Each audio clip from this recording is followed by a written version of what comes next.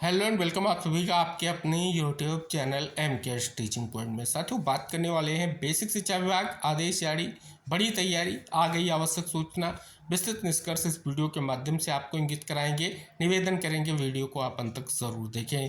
दो महत्वपूर्ण इन्फॉर्मेशन सभी के लिए इम्पोर्टेंट है, आप वीडियो को अंत तक जरूर देखें जिससे आप सभी को विस्तृत निष्कर्ष स्पष्ट हो सके, और इस महत्वपूर्ण वीडियो को शेयर जरूर करें जिससे इन्फॉर्मेशन सभी तक पहुँच सके।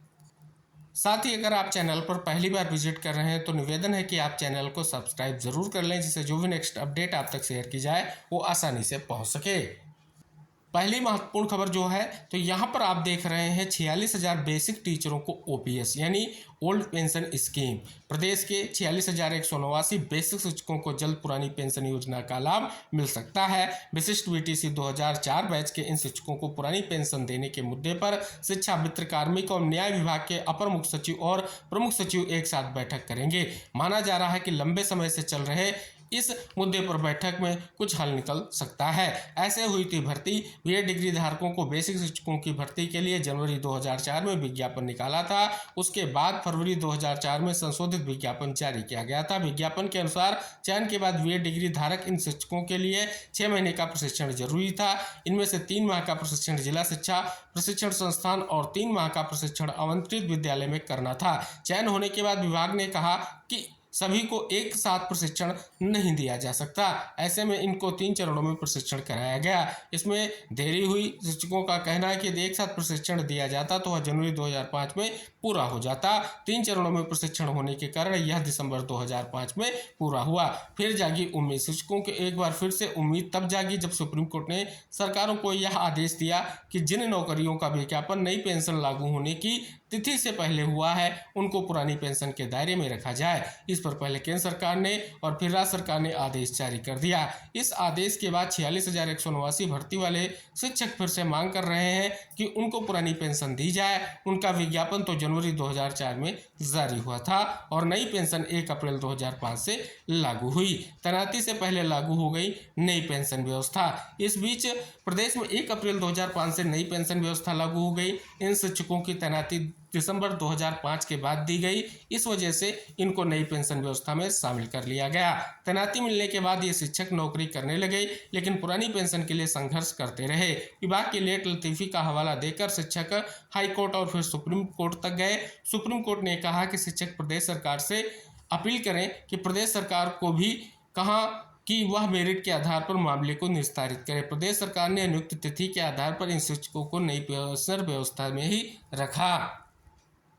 कैसे फंसा पेच। नए आदेश के बाद शिक्षक हर फोरम पर इस बात को उठा चुके हैं, लेकिन विभाग के अधिकारी यह तर्क दे रहे हैं कि यह मामला कोर्ट में गया था, सुप्रीम कोर्ट ने इनको राहत नहीं दी। ऐसे में उनको पुरानी पेंशन के दायरे में रखना ठीक नहीं। वह शिक्षकों का कहना है कि सुप्रीम कोर्ट नियुक्त तिथि को ध्यान में रखकर आदेश दिया था। उसी कोर्ट ने विज्ञापन तिथि के आधार पर ही पेंशन निर्धारण करने का आदेश दिया। उसके बाद केंद्र और प्रदेश सरकार ने भी उसे मान लिया और आदेश कर दिया। अब सरकार को उन्हें पुरानी पेंशन देनी चाहिए। विधान परिषद में यह मुद्दा कई बार उठ चुका है। शिक्षकों की मांग अब सरकार इस बार में विचार कर रही है। इसलिए 22 अप्रैल को चारों प्रमुख सचिवों की बैठक एक साथ बुलाई गई है ताकि एक बार में ही पूरे मामले का फिर से जो है परीक्षण किया जा सके। तो उम्मीद है कि ये जो बैठक होगी ये बहुत ही इंपॉर्टेंट होगी और चयनित शिक्षकों के लिए एक बड़ा निष्कर्ष लेकर के आएगी। एक और महत्वपूर्ण इन्फॉर्मेशन देना चाहेंगे जो बेसिक शिक्षा विभाग से ही रिलेटेड है। देखेंगे महानिदेशक स्कूल शिक्षा की ओर से एक महत्वपूर्ण जो है निष्कर्ष देखने को मिल रहा है।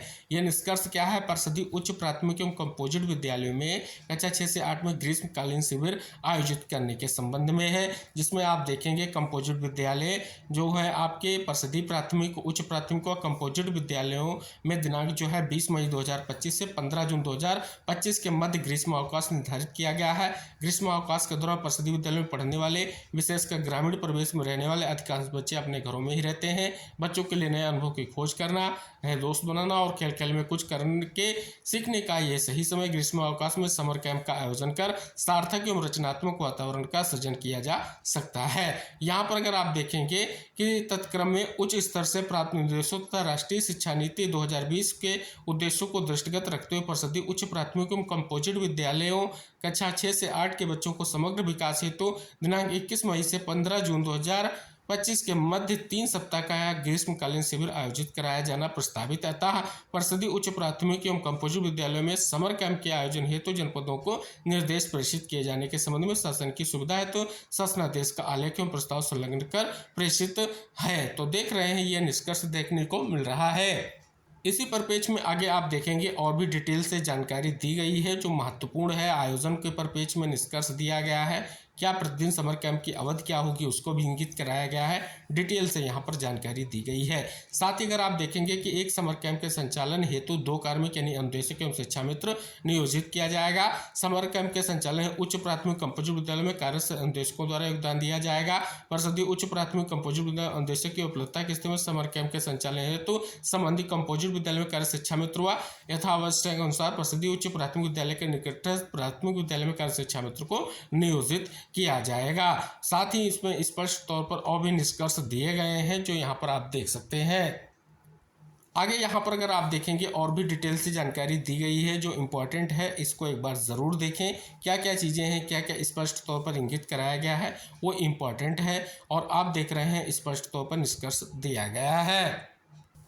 तो फिलहाल ये 2 बड़ी महत्वपूर्ण इन्फॉर्मेशन है जो सभी के लिए इम्पोर्टेंट है। तो आप इस महत्वपूर्ण वीडियो को अंत तक देखने के साथ साथ शेयर ज़रूर करें जिससे निष्कर्ष सभी तक पहुंच सके। जैसे नेक्स्ट इन्फॉर्मेशन पाने के लिए चैनल को सब्सक्राइब करें, बेल आइकन जरूर प्रेस कर लें जिससे जो भी नेक्स्ट अपडेट आप तक शेयर की जाए आसानी से पहुँच सके। मिलते हैं नेक्स्ट अपडेट के साथ, तब तक के लिए बाय बाय, टेक केयर साथियों।